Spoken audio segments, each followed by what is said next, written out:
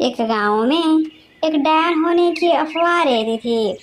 लोग कहते थे कि रात को अंधेरे में वो औरत बनकर निकलती थी और छोटे बच्चों को अपनी जादुई ताकत से उठा ले जाती थी। लोग उस औरत से बहुत परेशान थे, लेकिन कोई भी उसे सामना करने की हिम्मत नहीं कर पाता था। एक दिन एक नया परिवार गांव में बसने आया।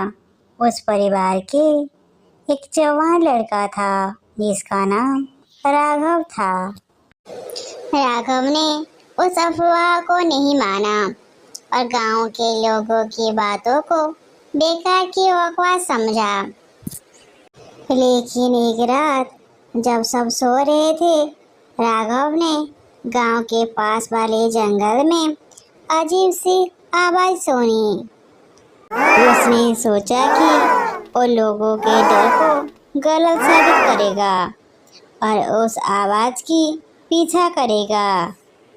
राघव ने एक मशाल ली और आवाज की तरफ चल दिया। जंगल में घना अंधेरा था, लेकिन राघव डर के बिना आगे बढ़ रहा था। जैसे ही वो जंगल के बीच में पहुंचा, उसने एक पुरानी हवेली देखी। हवेली के दरवाजा पुराना और जंगल से घिरा हुआ था। अंदर से कुछ अजीब रोशनी चमक रही थी। राघव ने दरवाजा को जोर से धक्का दिया और अंदर घुस गया।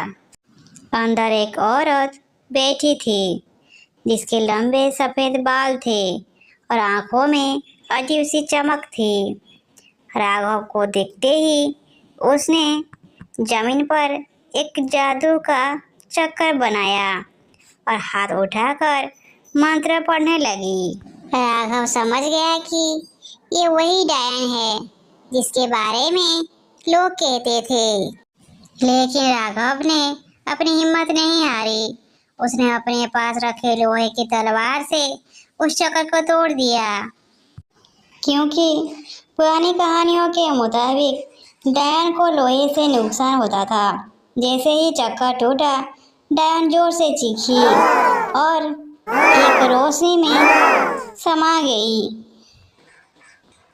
सबने गांव लौटकर सबको बताया कि डायन अब कभी वापस नहीं आएगी। लोगों ने उसके साहस की तारीफ की और डायन को खौफ का हमेशा के लिए दूर हो गया।